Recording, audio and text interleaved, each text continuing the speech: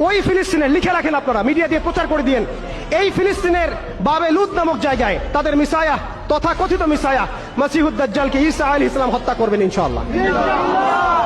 পৃথিবীর কোন শক্তি, কোন ন্যাটো, কোন ইউনাইটেড নেশনস, কোন ইউরোপিয়ান ইউনিয়ন, কোন IMF, কোন ওয়ার্ল্ড ব্যাংক, কোন সাম্রাজ্যবাদী শক্তি এই ভবিষ্যৎবাণীকে ঠেকাতে পারবে ইনশাআল্লাহ। আপনি আপনাদেরকে চেষ্টা করতে দেন, সারা পৃথিবীর সমস্ত মুসলমানকে যদি এখন তারা মেরে ফেলে, তবু এই অকাট্য ভবিষ্যৎবাণী ইনশাআল্লাহ তাআলা তারা পাল্টাতে পারবে না।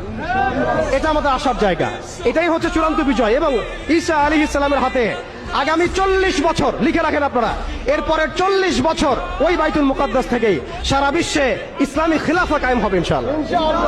যে খিলাফা শব্দটা এখন রাজনৈতিকভাবে আপনারা নিতে পারেন না, হজম করতে পারেন না। আমি জানি আপনারা জানেন না, অনেকেই এটা অজ্ঞতার কারণেও হতে পারে, তারা হয়তো জানেন না, আমরা জানাতে এসেছি। এই যে খিলাফা শব্দটা তারা নিতে পারে না, এই খিলাফাই হবে পৃথিবীর শেষ শাসন ইনশাআল্লাহ তাআলা। এই খিলাফা দিয়ে বিশ্ব শুরু হয়েছিল, এই খিলাফা দিয়েই বিশ্ব শেষ হবে। ঈসা আলাইহিস সালাম 40 বছর ওই জেরুজালেম থেকেই এই বিশ্বকে শাসন করবেন ইনশাআল্লাহ তাআলা। এটা লেখা হয়ে গেছে কুদিয়াল আমর, এটা কেউ চেঞ্জ করতে পারবে না।